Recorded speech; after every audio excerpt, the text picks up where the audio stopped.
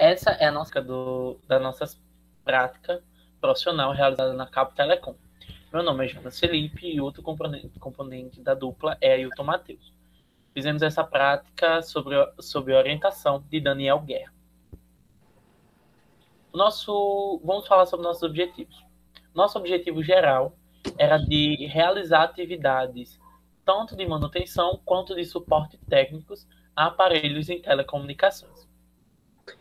Exato. Para além disso, a gente também realizou testes, né, de maneira específica, nos equipamentos de telecomunicação fornecidos pela empresa. Isso aí, desde as redes HFC e FTTH, que são arquiteturas de rede disponíveis que a empresa Cabo Telecom trabalha.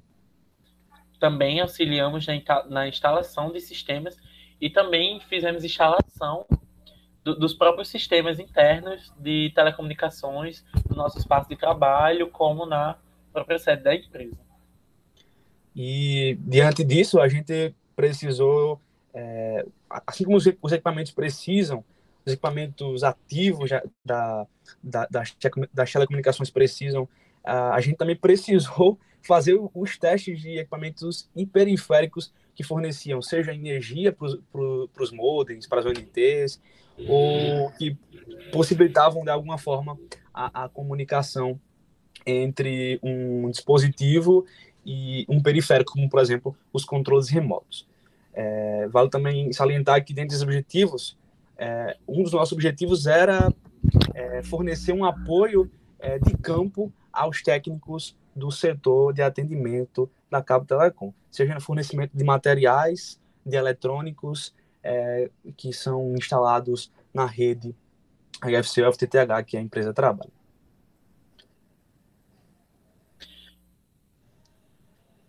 O que é telecomunicação?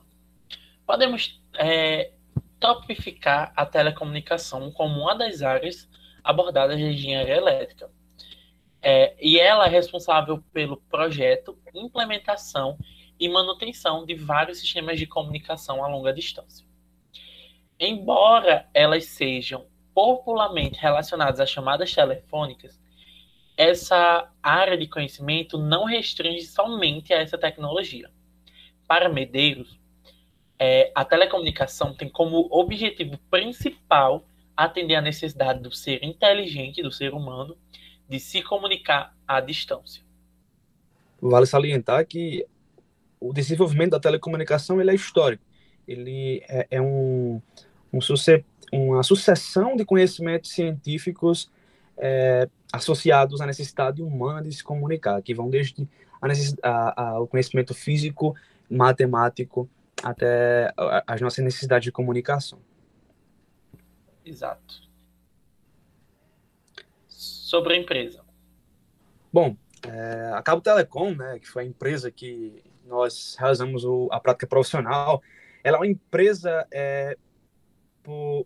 isso é interessante, potiguar, é uma empresa que nasce no Rio Grande do Norte no ano 2000. A Cabo, ela nasce em 2000 e logo nesse ano, o marco do seu início é o fornecimento de TV a cabo.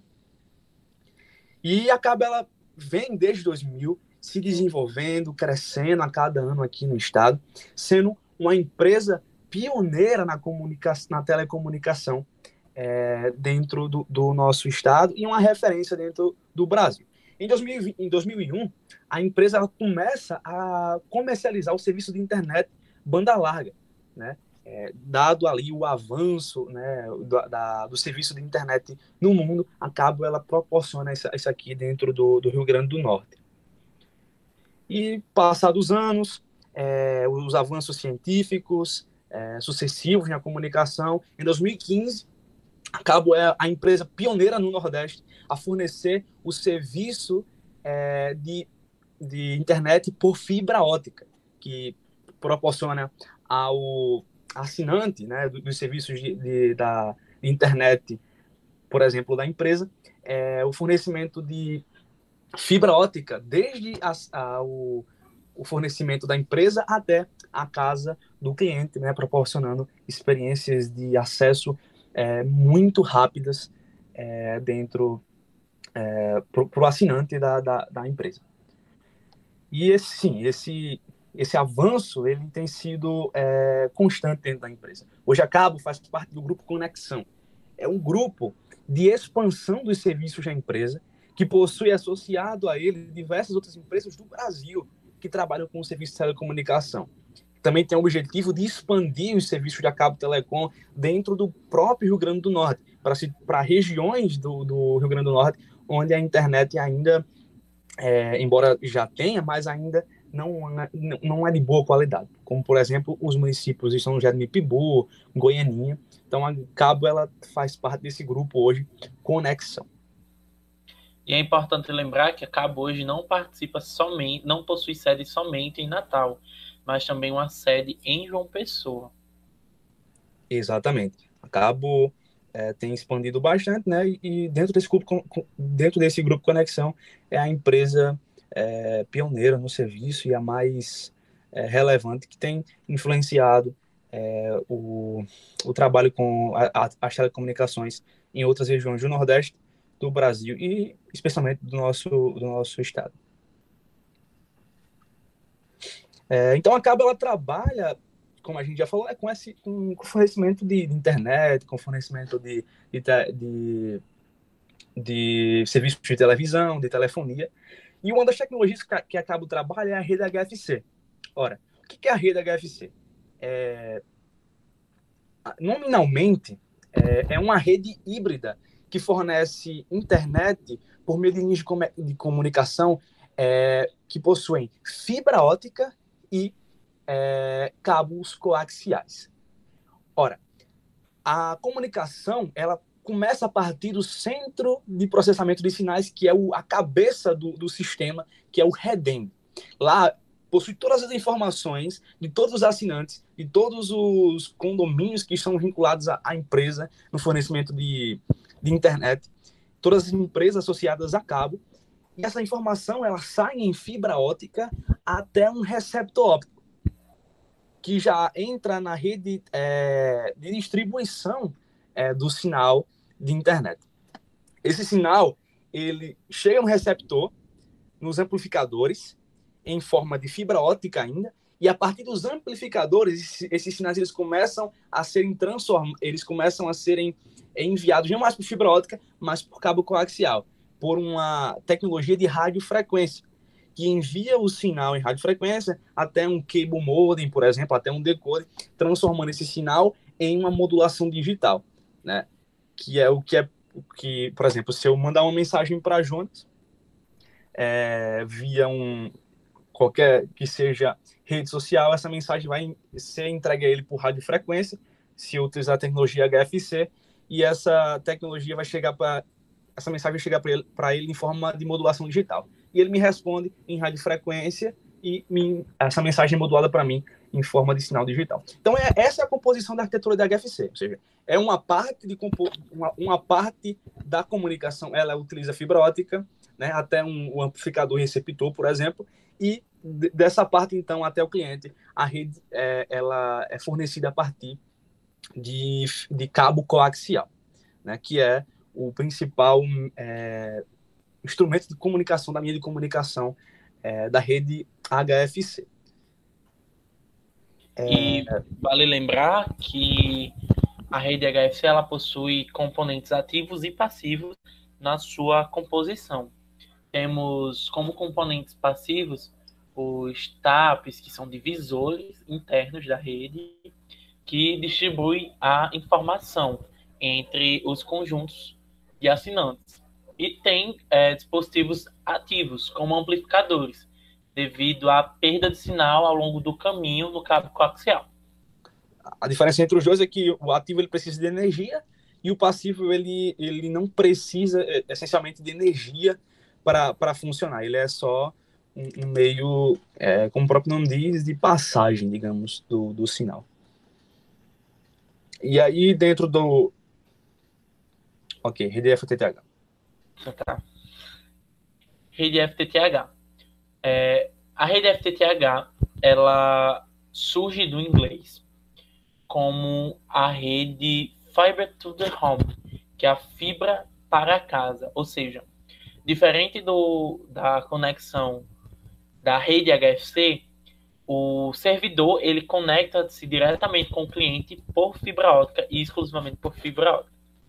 E distinta à rede HFC, a rede FTTH, a FTTH possui exclusivamente equipamentos de distribuição passivos. Ou seja, do servidor à casa do assinante possui apenas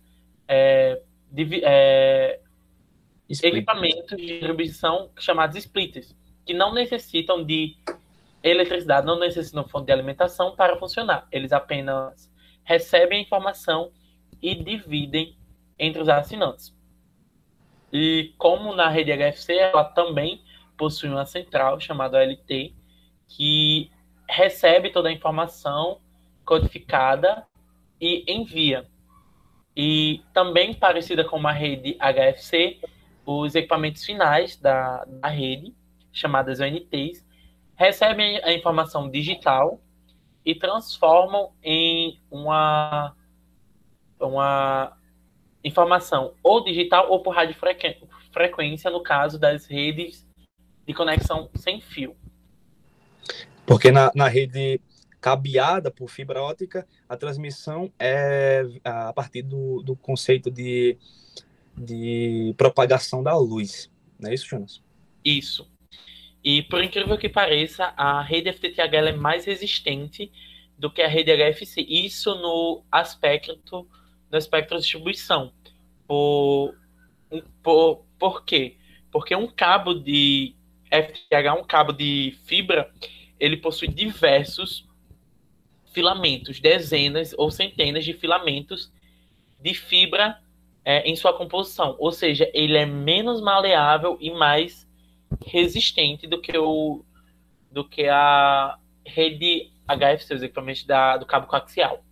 O que aponta para uma vantagem, né? E falando, por exemplo, das vantagens do HFC, por exemplo, do coaxial, que é a principal linha de comunicação dentro do HFC, ele até tem megas velocidades, possibilita megas velocidades, mas ele é mais suscetível a ruído ou a danificações físicas, né? Danos físicos ao dispositivo. Apesar também de que essa mega velocidade dentro do HFC ela é mais para download do que para upload, né? A upload é mais limitada. Já no FTTH, Jonas, tu pode falar um pouquinho? É diferente, né?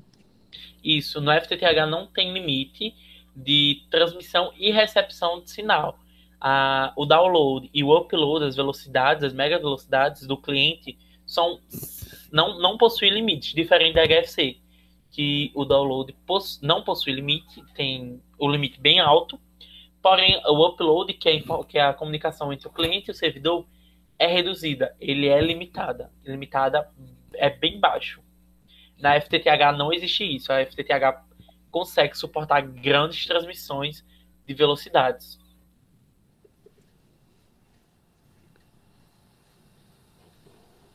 Sobre nossa prática profissional. Então, a nossa prática profissional ela se desenvolveu no ambiente do que representa o que tenta mostrar essas imagens, né? Nosso ambiente de prática profissional ele se desenvolveu no espaço do atendimento técnico, né?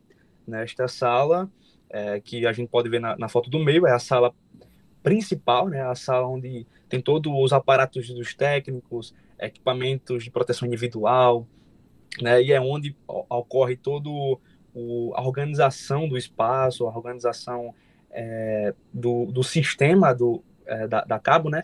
No seguinte sentido, essa é a parte de operação, digamos, fundamental do setor, ou seja, é onde possui supervisores que vão dar as orientações aos técnicos, aos colaboradores da empresa, é onde vai ter computadores para fazer comunicação com o sistema da empresa, né?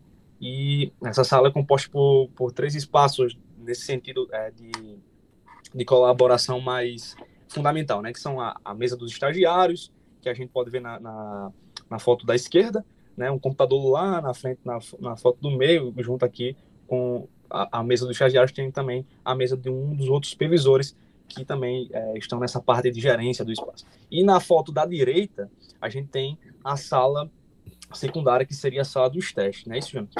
Isso. Essa sala, ela é o nosso laboratório e nosso estoque. Ela possui conexões HFC de cabos coaxiais, cabos coaxiais, e conexões de fibra, filamentos de fibra ótica, para o teste de equipamentos, seja decoders, decodificadores, set-top box, né, que mais à frente iremos apresentar, ONTs, modems, entre outros dispositivos. E também funciona como estoque de equipamentos para os técnicos, seja das ferramentas que eles utilizariam em campo, quanto dos próprios equipamentos que iriam levar para a casa do cliente, para realizar trocas, manutenções, entre outras coisas. Toda a gerência dessas trocas de equipamentos e detalhes nesse sentido, elas são, de fato, geridas nessa sala primária, né? Por orientação dos supervisores, né? E exercimento também dos estagiários. Bom, e aí na sala secundária, né, que é a sala de testes, um dos testes que eram realizados era o teste de modem, o teste de cable modem. O que é um cable modem? É um dispositivo que serve como entrada de dados e saída de dados, que funciona sob radiofrequência, né? Pela transmissão de dados por radiofrequência. Um dos dispositivos que a gente utilizava lá, o mais utilizado pela empresa, é um Technicolor TC7337, né? Que era um dos dispositivos que a gente utilizava que a empresa utiliza, no caso. E semelhante ao modem, a rede FTTH ele possui um ONT. A ONT vem do inglês Optical Network Transmitter. Ele é um transmissor óptico da rede. Ele é um ativo, diferente da rede de distribuição, porque, como eu havia dito, a rede de distribuição óptica inteira ela é passiva, ela possui equipamentos passivos. Porém, o equipamento de ponta, ou seja, o equipamento que fica na casa do cliente, que fica na ponta final extrema da rede, ele é um equipamento ativo, porque ele recebe as informações e decodifica elas para uso tanto do cabo de rede, por cabo de rede em outros dispositivos, como também ela transforma em sinais de radiofrequência para uso de cabeamento sem fio, de conexão sem fio, no caso. Exatamente. Aí o modem, ele é baseado na tecnologia HFC, né? E como o Jonas disse, o ONT é baseado na tecnologia FTTH. O teste para ambos ele é muito semelhante, o Jonas vai confirmar isso comigo, né? Embora as estruturas dos aparelhos sejam diferentes. Mas praticamente no teste desses equipamentos, a gente verificava a qualidade do aparelho, se ele tinha condições físicas ideais para ser comercializado, né, com os assinantes. Se esses dispositivos eles realizavam a partir das suas entradas internet ou entradas telefônicas a comunicação perfeita, né, conectando com notebooks, conectando com telefones, e se a transmissão de dados a partir de um comando do Windows, né, o prompt de comando, ela era feita de maneira adequada, né, o dispositivo não perdia pacotes. E a gente finalizava esses testes sabendo se os dispositivos, procurando a partir de programas na web mesmo, se esses dispositivos eles conseguiam transmitir a velocidade tanto de download e upload que a empresa fornecia para eles, né, durante os testes. E, por fim, a gente fazia, então, a configuração do acesso sem fio desses equipamentos. Quando tudo isso estava ok, a gente aprovava os equipamentos.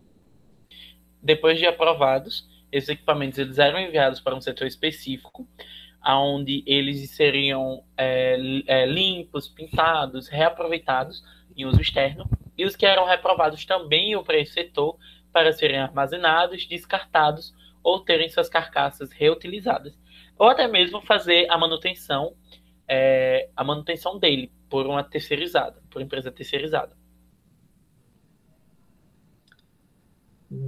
Do mesmo jeito, a gente tem os testes de set-top box e IPTV, né? Os testes de decoder e de IPTV, né?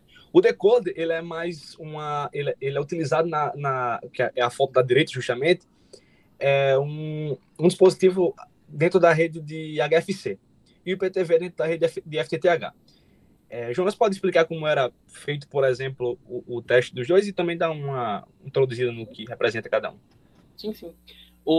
Como a Cabo ela iniciou com transmissão de televisão, então o set-top box ele é um sintonizador, ou seja, ele recebe a informação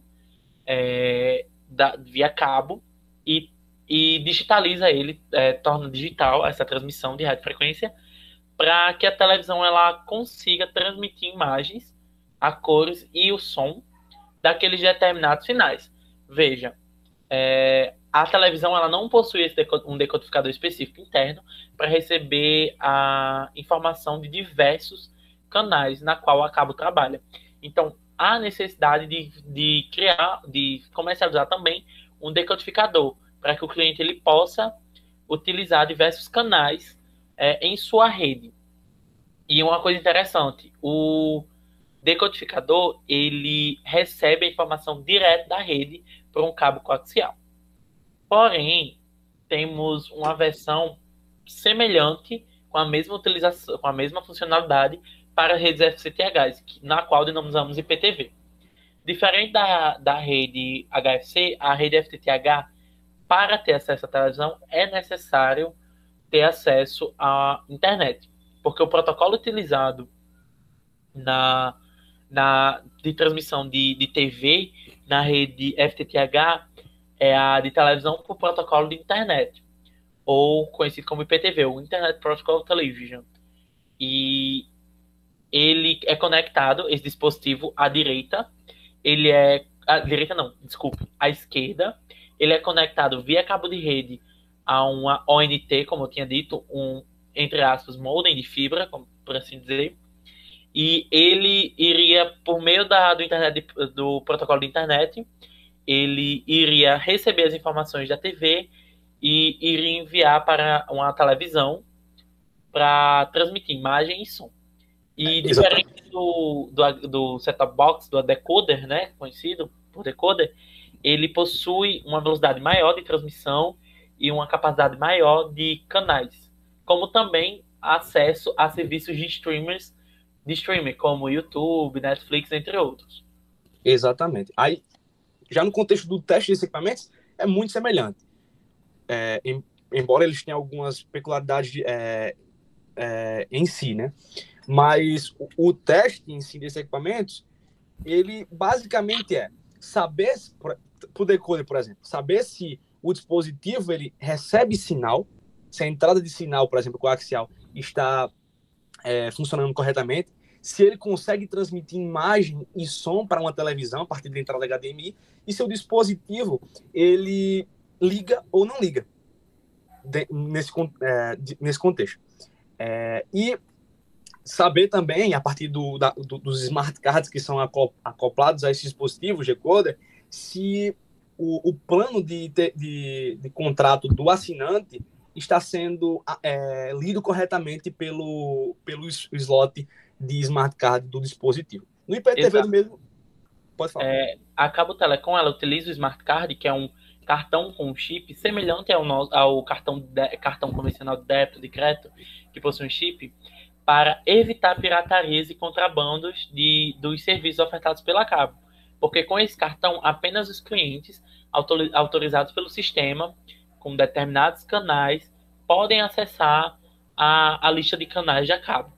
Cada cliente ele possui um cartão específico, cada equipamento também possui um cartão específico com a informação da quantidade de canais que o cliente possui.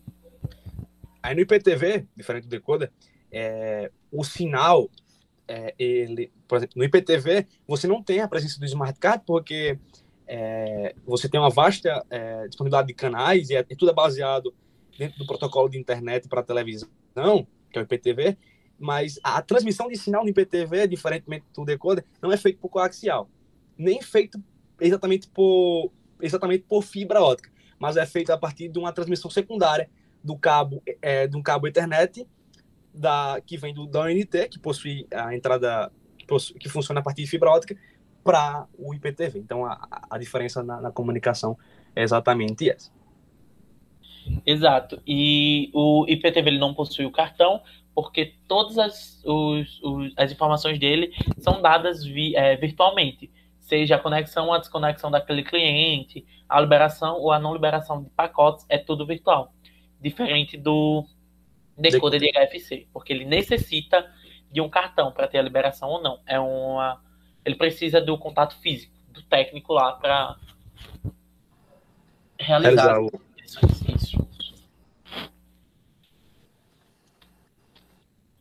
Além dessas atividades de testes, nós também testamos periféricos, porque os equipamentos, na maioria, necessitam de comunicação externa de outros equipamentos e de alimentação, como NTs, decoder, todos os equipamentos ativos. E o primeiro teste, o de fontes de alimentação, é realizado com esse equipamento no canto esquerdo superior. Ele é um testador de fontes, que no topo ele possui um display que vai constar a informação, a tensão que aquela fonte está fornecendo isso. Um botão, uma alavanca que seta o ligar e desligar desse equipamento, e embaixo, na parte inferior dele, não dá para ver aqui nessa foto, possui duas entradas onde a fonte é inserida para fazer o teste. Também tem um teste de controles remotos. Você gostaria de falar, Hilton? Posso falar e aproveitar, já pegar o gancho, né? A gente vivenciou dentro do estágio, por boa parte do estágio, pela parte profissional, um período de pandemia, né? E ainda vivemos. Então, na pandemia eu trabalhei de home office, e duas coisas que eu fiz bastante no home office foi teste de controle remoto e cabo HDMI.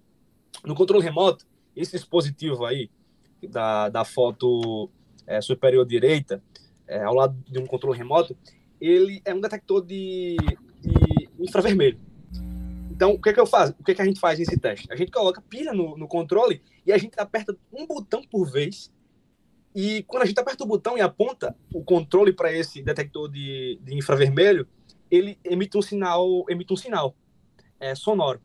E quando emite esse sinal sonoro, a gente indica para a gente que o botão está funcionando corretamente. Então, a gente fazia o teste com os controles exatamente assim, botão por botão, para saber se os controles estavam funcionando. Quando algum botão não funcionava, o controle ele era reprovado no teste e era descartado de ser utilizado e levado para o cliente, né, utilizar. E um outro teste que foi feito, né, era o teste de cabo HDMI. O cabo HDMI ele tem uma função dentro para cabo, que era a transmissão de áudio e de som. Só que dentro do cabo HDMI existem alguns pinos. São 17 pinos, se não me falha a memória, só que apenas 8 pinos são importantes para o que a cabo necessita dentro do seu serviço. Então, a gente conectava o cabo HDMI de um dos aparelhos, do aparelho da esquerda para a direita, né, que tem dois aparelhos aqui na imagem, e a gente apertava o botão de teste. Então, a gente analisava a partir dos LEDs quais eram os pinos que estavam funcionando. Então, a partir dos pinos que estavam funcionando, a gente poderia, então, saber se o cabo HDMI servia para o serviço que a cabo precisava dele ou não, e aí o cabo HDMI era aprovado ou não no teste.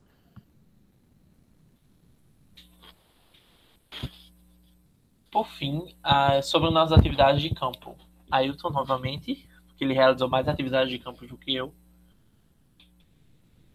Exatamente, né? Jonas ele passou mais parte do período de prática profissional como aprendiz. Então ele tinha algumas limitações mais internas do serviço, e eu passei mais parte da prática profissional como estagiário, então tive oportunidades de visita técnicas no campo, né?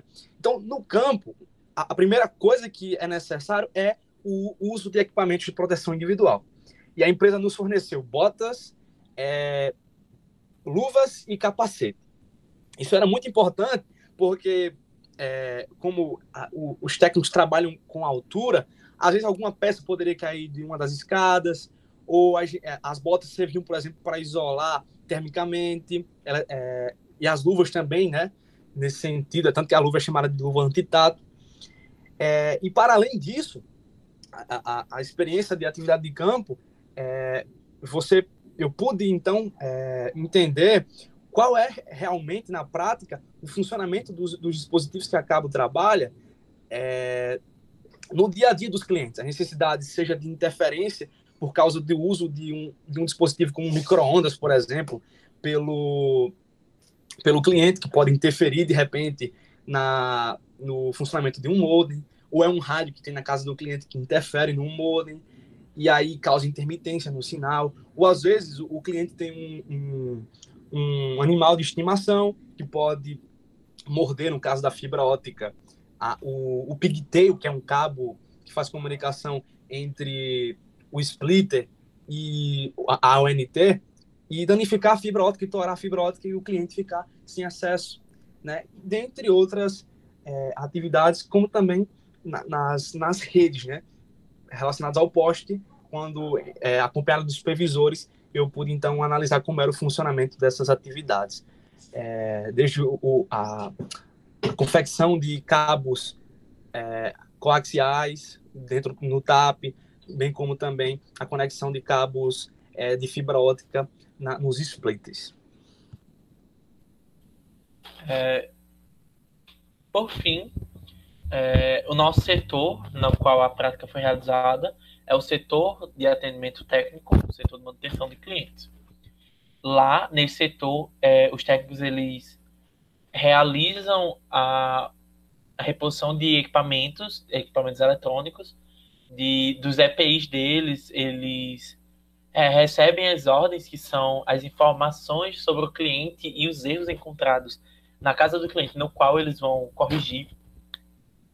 Por o espaço ser um espaço pequeno, diariamente nós realizávamos a organização do espaço de trabalho, que foi um tópico que nos ajudou bastante no nosso amadurecimento. E essa organização, todo dia ela era feita assim que chegávamos e antes de sairmos. O nosso setor, como havíamos falado antigamente, ele é composto por 2 salas. A sala principal, onde ficam os 2 analistas, secundária, que é o laboratório. A nossa equipe é composta por cerca de 40 técnicos, 6 estagiários e 2 analistas. São uma equipe bem grande. Nós funcionamos em boa parte do dia e todos os dias na semana. E lá realizamos os diversos testes, como havíamos falado. Cable modems, ONTs, decoders, set-top box, né? E os testes de periféricos. Essa é uma foto da equipe da manhã, com os 2 analistas na ponta, Kleber e Hudson, de verde e branco. Amindo, um dos técnicos que está trabalhando interno, por enquanto, conosco. Ailton, de camisa vermelha. Natan, o de camisa preta, estagiário pela UFRN, de Engenharia Elétrica. E eu, Jonas Felipe, de azul baixo. Parte para a conclusão, né, assim como parte para a conclusão da prática profissional, do período do IF, também parte para a conclusão aqui, né, agradecendo pela oportunidade que o estágio, a prática profissional nos proporcionou, né, desde o cumprimento das atividades solicitadas, a experiência que foi proporcionada, o conhecimento sobre a empresa, sobre o comportamento, como funciona uma empresa, né? Entendo eu que foi muito importante para um amadurecimento pessoal, para um amadurecimento interpessoal, para um amadurecimento enquanto profissional e técnico e para encarar futuras oportunidades corporativas na minha vida acadêmica e profissional. A partir do momento que você passa a lidar com pessoas que possuem, por hierarquia, possuem, de alguma forma, supervisionam você e proporcionam que você cumpra metas, você se sente mais desafiado na vida, né? E também se sente mais desafiado para cumprir os seus objetivos e metas. E, logicamente, proporcionando um amadurecimento pessoal. Por fim, gostaria de agradecer a atenção e ao tempo dedicado a assistir essa prestação E estas são as referências utilizadas para a composição desses slides. Olá, meu nome é Alex Vinícius, eu sou aluno do IFRN, mais precisamente do 4º ano do curso técnico integrado de eletrônica, e eu irei apresentar como se deu a minha prática profissional na empresa NetJat, provedor de acesso. A prática profissional teve como orientador o professor Jean Carlos da Silva Galdino, onde foi quem deu as instruções em relação à prática profissional. Na introdução, eu irei apresentar os objetivos, onde os objetivos gerais da prática profissional era o de exercer atividades de suporte técnico, voltadas para o perfil teleoperador, onde eu checava e verificava as conexões e equipamentos dos clientes, onde seria voltado para o ramo de telecomunicações. Falando um pouco sobre a empresa. A NetJat é uma empresa do grupo Milha Telecom. O Milha Telecom é um grupo que reúne 8 empresas do Nordeste, onde é trocado informações, onde é realmente passado os conhecimentos entre si. A NetJat ela é situada na Avenida Itapetinga e já está no mercado há mais de 10 anos, fornecendo acesso aos clientes, onde esses clientes, em sua maioria, é da parte do interior do estado. A NetJat ela atende em algumas partes aqui da cidade de Natal, mas também atende clientes de Ceará-Mirim, João Câmara, Taipu e Poço Branco. Além disso, também atende a cidade de Extremóis e outras localidades. O tempo de duração. A minha prática profissional, ela durou em torno de 1 ano, certo? Onde eu tinha como horário de expediente das 5h40 da manhã até o meio-dia, ou seja, 6 horas de prática profissional ao longo do dia, isso 6 vezes na semana, folgando uma vez na semana, que nesse caso seria a segunda-feira, que seria a minha folga em relação ao expediente. No desenvolvimento eu irei apresentar mais detalhes sobre a prática e sobre o meu cotidiano nesse período de prática profissional e que eu permaneci na empresa NetJat. Antes de tudo, eu irei apresentar o que é telecomunicação. Telecomunicação é um ramo da engenharia elétrica, onde é responsável por implantar, realizar manutenção em redes de sistemas de comunicações. Alguns exemplos que podemos ter em nosso cotidiano seriam os satélites, as redes de televisão e também as redes de rádio. Além disso, como irei apresentar, um dos principais meios de comunicação hoje em dia é a internet, que também é englobado na área da telecomunicação. Dos processos. O processo inicial em relação à normalização e verificação da conexão do cliente seria verificar como está conectado os equipamentos, certo? Na tecnologia fibra ótica, citada anteriormente, é utilizado um modem para realizar a modulação e alteração do sinal e também o roteador para chegar a transmitir a rede Wi-Fi. Já na tecnologia cabo, utilizado do cabo de par trançado, já é dado esse acesso diretamente para o roteador do cliente, onde é conectado com o RJ45. Para ser dado uma conexão de qualidade, algo essencial é a verificação de como estão conectados os cabos da conexão do cliente.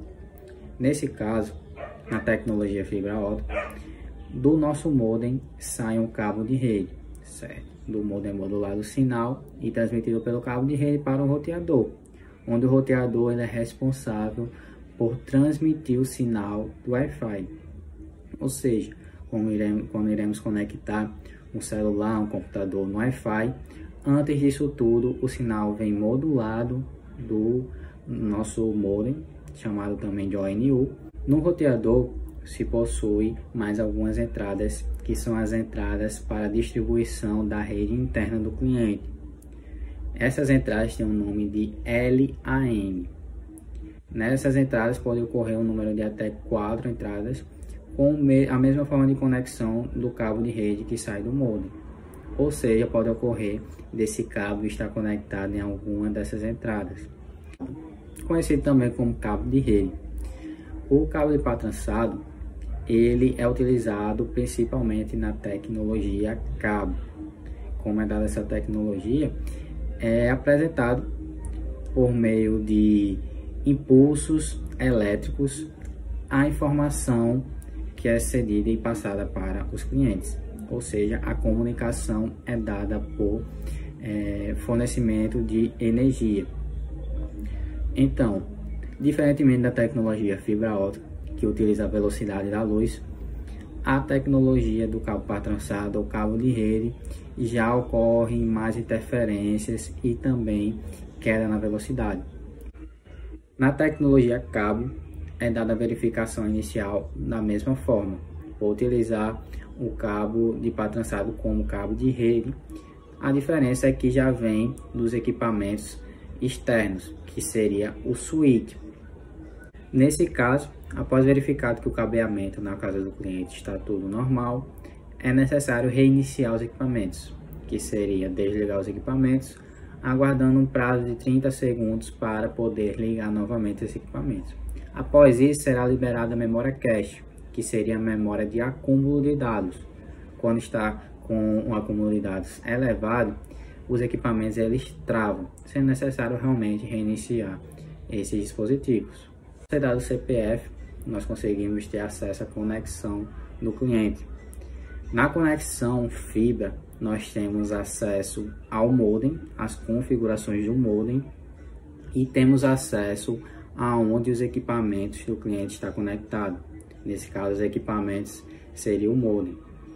Na tecnologia fibra, externamente também tem um equipamento antes de chegar o acesso ao modem, o sinal ao modem, que seria o CTO. O CTO pode ser observado em alguns postes na rua, que seria uma caixa onde é transmitido esse cabeamento da fibra até o modem, certo? IP é o número de protocolo utilizado como espécie de documento dos equipamentos, certo? Nesse caso, cada equipamento tem um número de IP diferente. Nesse caso, nós temos acesso ao IP da conexão de cada cliente. Esse IP ele tem que sempre estar sendo apresentado para já se ter realmente uma base. Caso esse IP não seja apresentado, a conexão do cliente está offline, ou seja, sem acesso. Nos clientes fibra ótica, nós conseguimos ter acesso às configurações do modem na nossa ONU, que nesse caso também podemos verificar o sinal da fibra. Sim, a fibra ótica também tem um sinal. Esse sinal é verificado que caso esteja fora do padrão, cada provedor ele vai ter um padrão diferente, certo? Mas caso ele esteja fora do padrão, o cliente pode ficar tanto sem sinal como com acesso caindo constantemente. Nesse caso é verificado esse sinal caso esteja fora do padrão, cujo padrão é menos 27, até menos 27 se consegue ter um acesso normal. Caso esteja acima desse padrão, é solicitado realmente uma visita técnica. Cada provedor ele tem um número de DNS, mas como funciona esse DNS? Ao realizar uma busca no browser, por exemplo, o Google Chrome, ao digitar o nome, nós estamos fazendo isso por meio de um servidor DNS, onde é solicitada essa informação. Caso não existissem os números de DNS, seria necessário digitar o IP do site. Ou seja, cada site tem um IP diferente, seria bastante complicado encontrar cada site. O nosso número de DNS são tidos dois números de DNS. Nesse caso são o DNS primário e o secundário. O primário é o número 186.208.96.2. Já o secundário é o 186.208.96.3. Esses números eles têm que estar tanto na configuração do modem como também na configuração do roteador. Além disso, nessa configuração do modem nós também conseguimos verificar se há algum equipamento conectado a esse modem.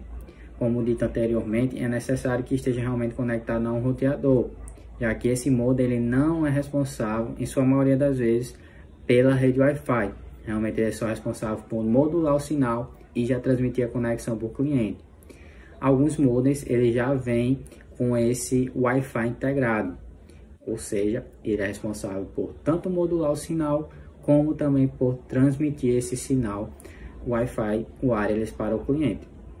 Nesse caso, quando ocorre isso, nós já temos acesso, assim que abrimos a configuração do modem, à rede Wi-Fi do cliente também. Em relação à parte da configuração realmente do cliente, nós conseguimos ter acesso ao nome da rede, a senha, a canal. Canal, como seria o canal da configuração do cliente. Caso alguns equipamentos de vizinhos, equipamentos da própria casa do cliente estejam no mesmo canal, pode ocorrer algumas interferências.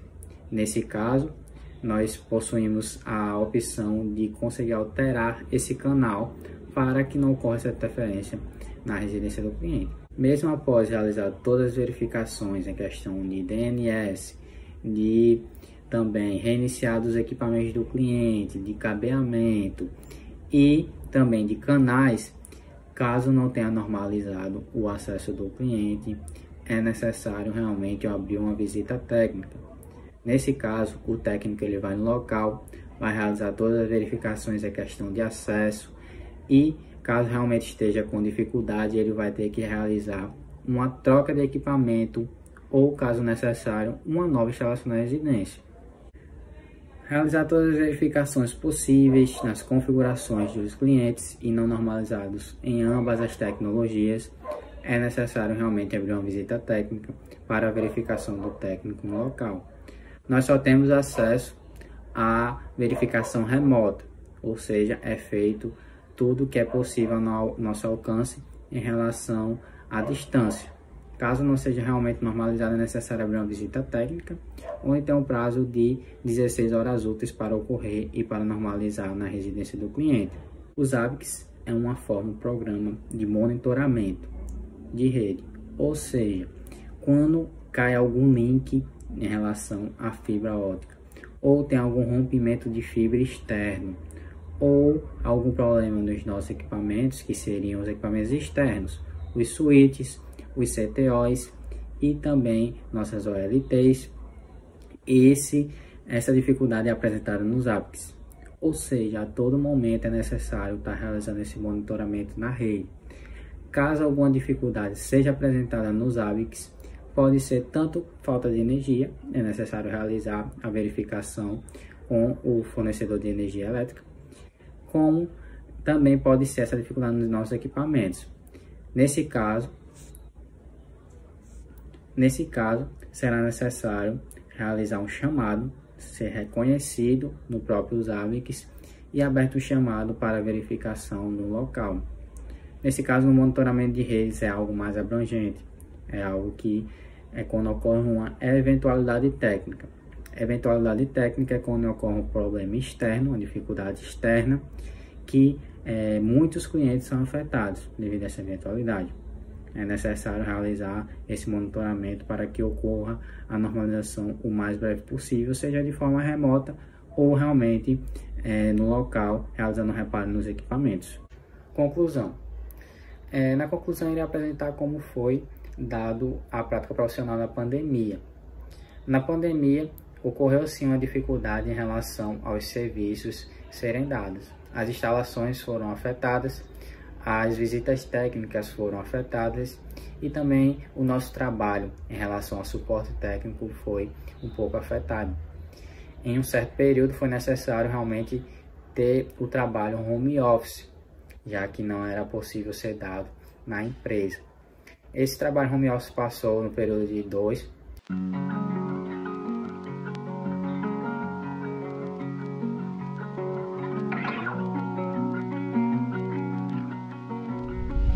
Olá, meu nome é David Matheus e faço parte do curso técnico integrado em eletrônica da tarde. E hoje irei apresentar como foi a minha prática profissional exercida na empresa RN2 do Grupo Trassol. Bom, começando pelos índices, ao decorrer da apresentação, eu irei falar sobre a introdução, o desenvolvimento, por fim, a conclusão. Bom, começando pelos objetivos gerais, Na empresa, eu tinha a função de exercer o papel de um técnico em eletrônica, e eu precisava saber analisar, construir e consertar circuitos eletrônicos. Como eu fiquei na área de TI da empresa, era muito comum que chegasse vários equipamentos, como notebooks, computadores e outros equipamentos eletrônicos, para que eu viesse a analisá-los, consertá-los quando possível e depois devolvê-los aos seus devidos setores. Além de também fazer a instalação de outros equipamentos, como computadores em geral, gabinete, monitor, mouse, teclado, projetores e outros. Bom, nessa parte da introdução eu também irei falar sobre o local de estágio, tempo de duração e o cargo que eu exerci, que foi técnico em eletrônica. Bom, a empresa RN12 que foi a que me contratou faz parte do Grupo Crasol, que é um conjunto de empresas que atuam em vários ramos, de salinas, de concessionária de motos a empresas construtoras, que prestam serviços terceirizados a outras empresas. O Grupo Crasol fica localizado na rua Boanerges de Soares, número 7786, no bairro Pitbull. E sua localidade fica mais ou menos ali próximo do quilômetro 99 da BR-101, próximo a Nova Parnamirim já. Seu horário de funcionamento é de segunda a sábado, sendo que de segunda a sexta ela funciona das 9 às 5 da tarde e nos sábados das 9 às 12. No meu caso, como eu era jovem aprendiz da empresa, na parte da manhã eu ficava lá das 8 ao meio-dia e à tarde eu ia para o IFRN de volta. Bom, falando agora sobre o tempo de duração, meu contrato durou aproximadamente 1 ano e 2 meses e foi dividido em 2 módulos, o módulo 3 e o módulo 4, como é apresentado nessa tabela. O módulo 3 durou do dia 8 de 10 de 2019 ao dia 20 de 12 de 2019 e minha carga horária teórica era de segunda a quinta-feira na empresa. Nas sextas-feiras eu ficava apenas no Instituto Federal para realizar as partes teóricas do curso.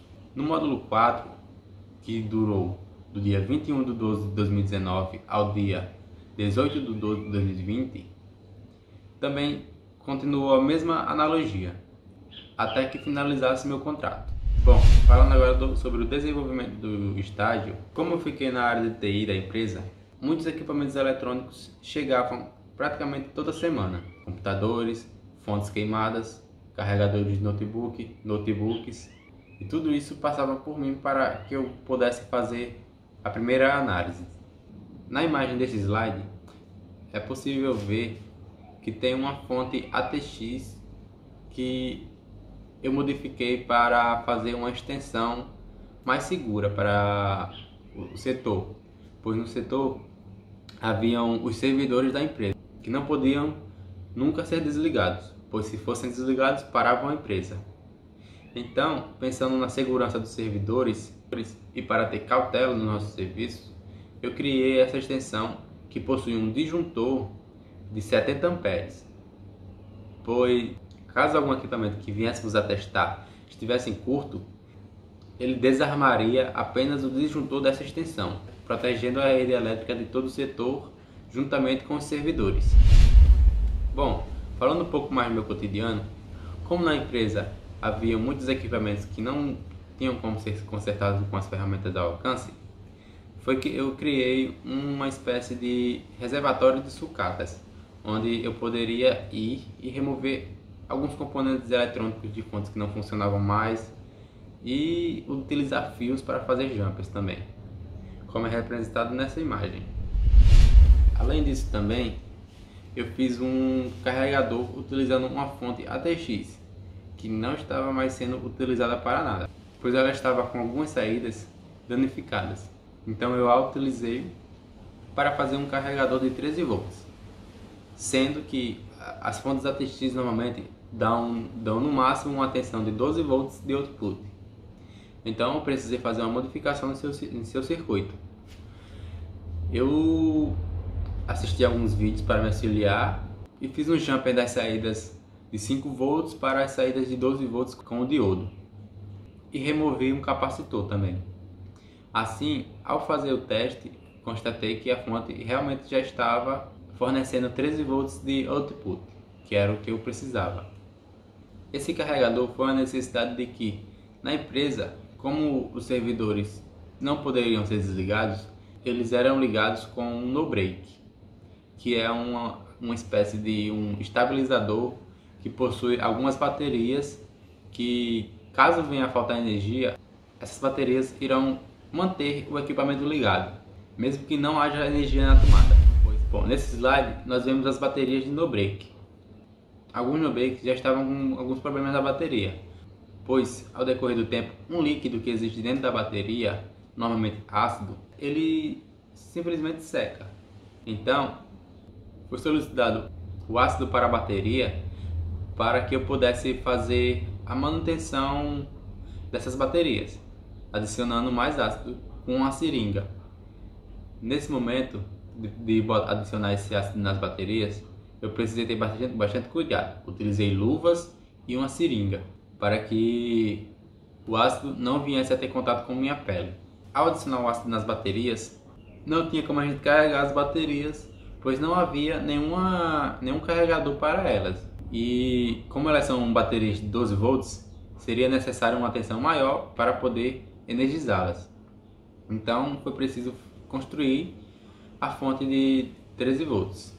Bom, e voltando à parte de eletrônica, nesse slide nós temos uma foto de um computador. Neste computador apenas foi preciso eu fazer uma manutenção preventiva nele, pois ele estava bastante sujo e não estava mais querendo ligar. Então eu removi os componentes da placa, processador, memória RAM e desconectei todos os cabos dele. Fiz uma limpeza geral usando álcool isopropílico, pincel, limpa-contato e troquei também a pasta térmica do processador. Nesse caso, não foi preciso eu mexer em nenhum componente da placa, pois ela estava funcionando bem.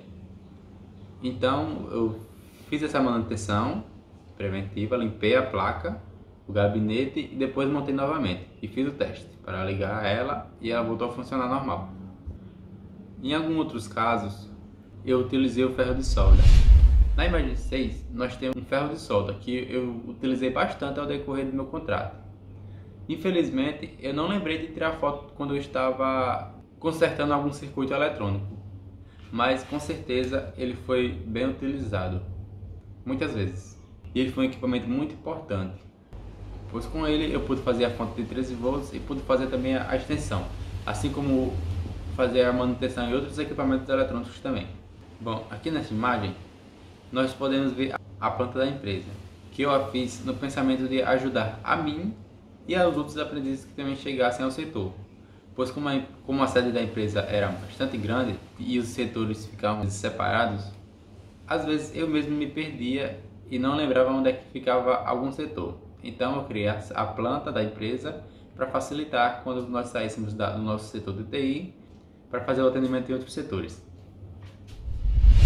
Bom, falando agora sobre os materiais e os métodos, nós tínhamos algumas limitações de ferramentas, mas as ferramentas básicas que haviam serviram bastante. Bom, como é representado nessa imagem, as ferramentas que haviam ao meu alcance eram o ferro de solda mostrado nos slides anteriores, o alicate amperímetro, limpa-contatos, álcool isopropílico, um pincel, fita isolante, chaves de fenda, alicates de corte e o estanho.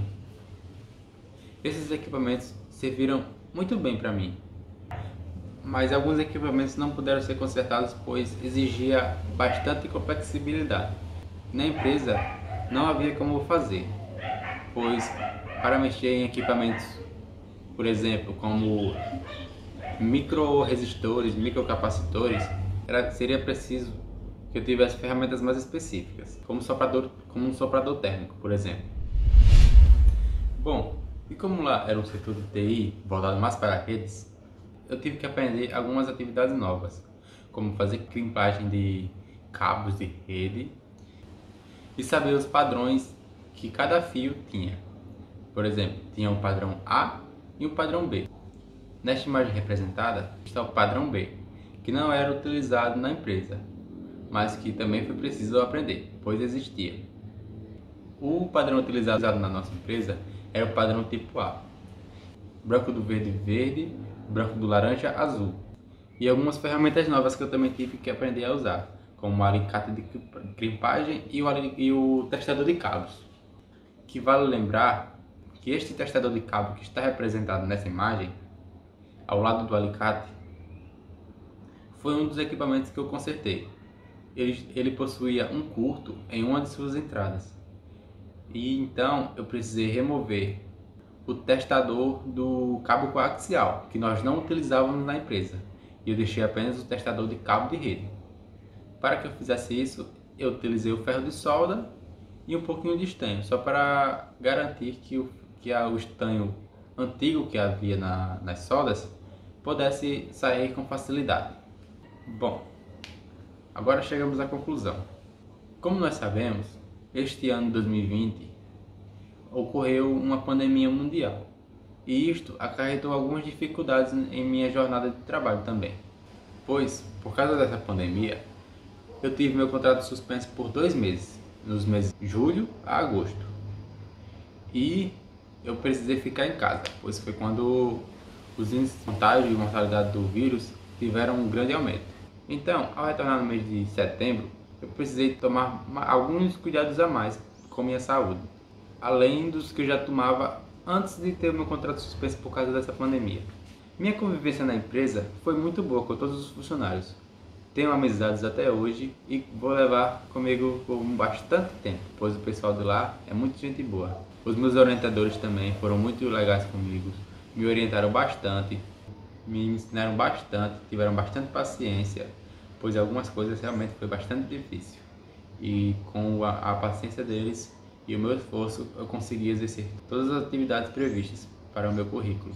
Então, eu sou muito grato ao Leonardo Bezerra e ao Josemar, que são os 2 funcionários que me ensinaram bastante na área do TI. Além dos outros funcionários dos outros setores também, que eu criei bastante amizade com eles. Graças à prática que eu exerci, eu pude tirar minhas dúvidas sobre o funcionamento de vários componentes eletrônicos, pois eu tive a oportunidade de ver na prática como eles funcionavam e como eles reagiam quando estavam com defeitos. Graças à prática que eu exerci, eu pude aprender a cada semana como cada componente funcionava e também sobre meus comportamentos, pois com a prática profissional, o aluno tem a oportunidade de ver ali, na frente dele, como as coisas funcionam e como elas realmente são. Então, eu devo meus agradecimentos ao Instituto Federal, à empresa RN2, ao Grupo Crassol, que também me acolheu, todos os funcionários. Devo também meus agradecimentos aos professores que me auxiliaram, meus agradecimentos à minha orientadora também de estágio do Instituto Federal, que foi a Eliana Raquel, aos meus orientadores que estavam comigo na empresa, que eram o Leonardo Bezerra e o Josemar Júnior. Eu devo meu muito obrigado a todos vocês. Bom, e essa foi a minha apresentação sobre a minha prática profissional exercida na empresa RN2 do Grupo Crassol. Muito obrigado. Olá! Esse vídeo é referente à prática profissional realizada por mim na empresa Vicunha Jeans Attended, que teve como orientação a do professor Daniel Guerra. Eu me chamo Emily Dias e eu sou aluna do 4º ano de Eletrônica Vespertino. Eu vou começar falando um pouco sobre a empresa. A Vicunha possui mais de 45 anos de atuação no mercado e é uma das maiores indústrias têxteis do mundo, com posição de liderança em diversos segmentos. Além de outras fábricas no estado do Equador e na Argentina, a Vicunha possui fábricas no estado do Ceará, Rio Grande do Norte e São Paulo, sendo uma das maiores fabricantes mundiais de índigo e brim. Para aprimorar e inovar continuamente a sua produção, a Vicunha possui um moderno parque industrial e investe continuamente em tecnologia. Atualmente, a Vicunha responde por 40% da produção brasileira de índigo e também é uma das maiores produtoras do mundo. Só salientando que índigo e brim são 2 tipos de tecido.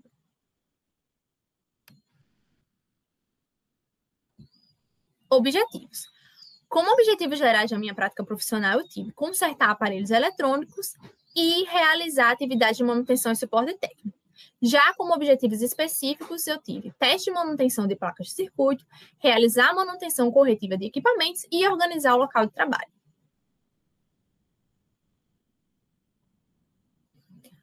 Organização do local de trabalho. Bom, eu era responsável por 3 coisas. A primeira era organizar o armário de componentes, separando eles por suas especificações. A segunda como vocês podem ver no vídeo, era arrumar o balcão de recebimentos. Lá na empresa, nós temos 4 setores, sendo eles o beneficiamento, a fiação, tecelagem e a produção. Na minha sala, nós temos 2 técnicos em eletrônica e um aprendiz, que sou eu. E cada um de nós é responsável por receber as placas de cada um desses setores.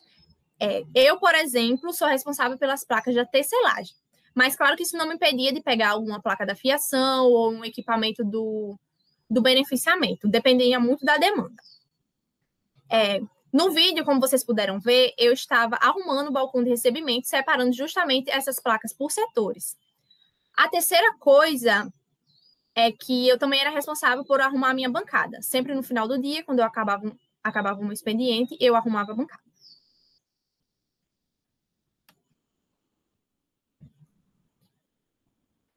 Teste e manutenção de equipamentos. A finalidade principal de um teste de manutenção é avaliar o nível de desgaste sobre um dispositivo e determinar quando é necessária a manutenção. Esse tipo de teste é normalmente classificado como garantia de diagnóstico e de qualidade.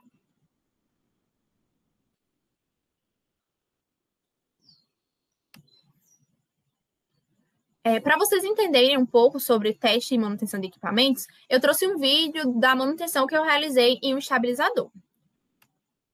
O estabilizador, gente, ele funciona da seguinte maneira. Quando a energia aumenta significativamente, o estabilizador ajustará a tensão de saída de acordo com a tensão que nele é recebida. Essa tensão de saída ela é pré-definida de 110 a 220 volts. Desta forma, ele evita a sobretensão nos equipamentos que nele são conectados. Além disso, se não for usado um dispositivo como estabilizador, quando a energia for cortada, o dispositivo pode desligar repetidamente e isso pode causar a queima e você acaba perdendo o equipamento. Sobre o defeito. Como a gente aprende nas disciplinas de eletrônica, os capacitores, eles são componentes eletrônicos que têm a capacidade de armazenar carga no circuito. E nesse circuito específico, o capacitor está diretamente ligado em uma das bobinas do relé. E ele tem como função fazer com que o relé saia do estado normalmente fechado para normalmente aberto. O que acontecia com esse estabilizador é que, ao ser colocado na tomada, os relés disparavam continuamente. E eles ficavam abrindo e fechando o contato, né?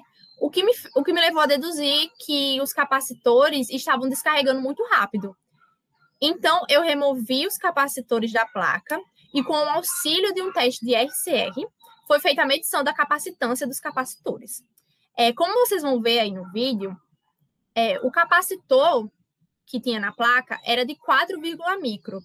E ao realizar o teste, deu mais ou menos 203,9 nano. Após eu realizar a troca dos capacitores, o estabilizador voltou a funcionar normalmente. E sim, gente, foram todos os capacitores. Por mais que eles não estejam com a aparência de danificados, não estavam estourados nem nada, o capacitor em si, ele tem sim um prazo de validade. Então, em determinado momento, o ideal é que seja feita a troca dele.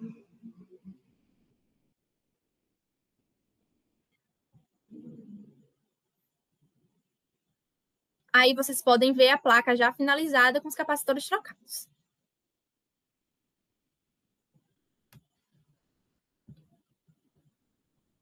Manutenção corretiva. A manutenção corretiva é um reparo técnico devido a defeitos. O defeito ele pode ser causado por desgaste do equipamento, erros de operação ou até mesmo outros tipos de acidente. O objetivo desse tipo de manutenção é restaurar ou substituir o ativo e para restaurá-lo a um estado onde possa ser usado normalmente. O ativo pode ser peças, componentes, acessórios ou até mesmo todo o equipamento, que precisa de reparos antes de ser usado no seu estado original.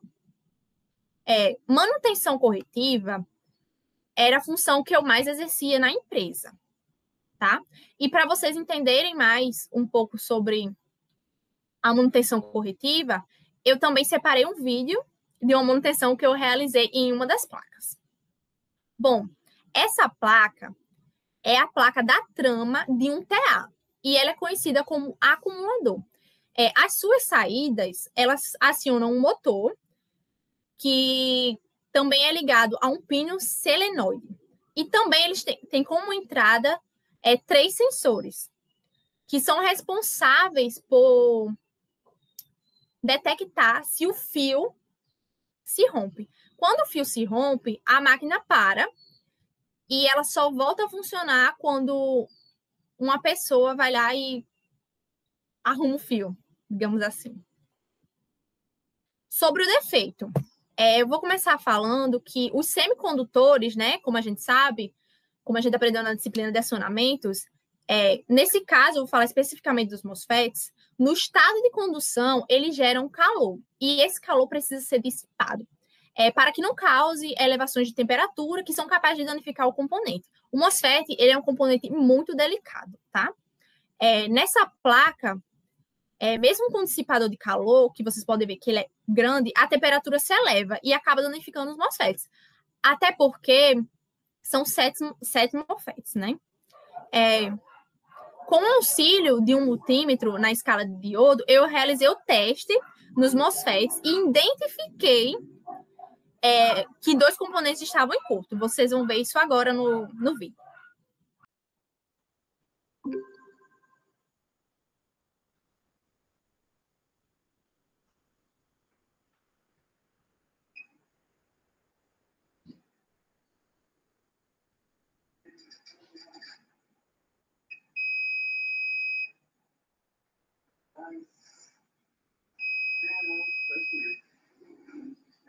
Após realizar o teste com multímetro e identificar quais os transistores estavam danificados, eu fiz a troca desses componentes e refiz os testes, como vocês vão poder ver aí.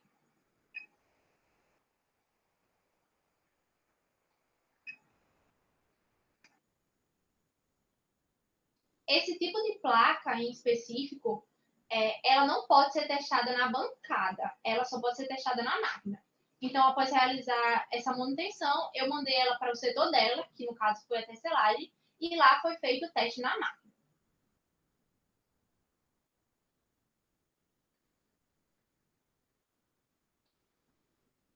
Bom, essa máquina que vocês estão vendo é o TA. E o TA, ele tem como função tecer o tecido, né? Fazer o tecido, como eu já havia dito. E a placa da trama, o acumulador, que foi a placa do slide acima que eu fiz manutenção, ela é responsável por controlar esse equipamento.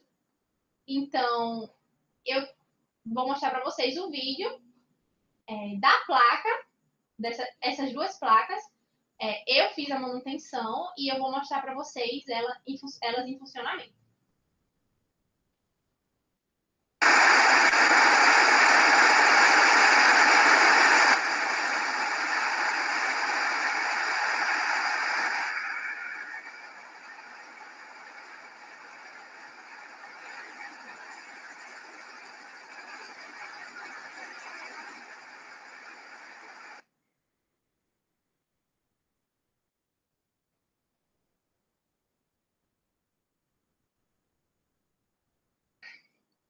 Por fim, eu queria dizer que com a realização dessa prática profissional na empresa, na Vicunha, e com a orientação do professor Daniel Guerra, e com todos os ensinamentos que eu aprendi no IF, eu compreendi que, como técnica em eletrônica, a minha função é consertar e manter equipamentos eletrônicos. Eu confesso que no começo foi muito difícil para mim desempenhar essa função, porque como era meu primeiro contato com esse tipo de coisa, eu fiquei muito perdida. Eu confesso que eu fiquei muito perdida. Mas com o passar do tempo, eu fiquei mais confiante e agora eu consigo desempenhar com segurança a função de um técnico em eletrônica.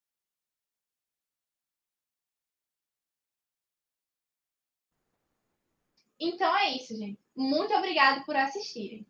Tchau!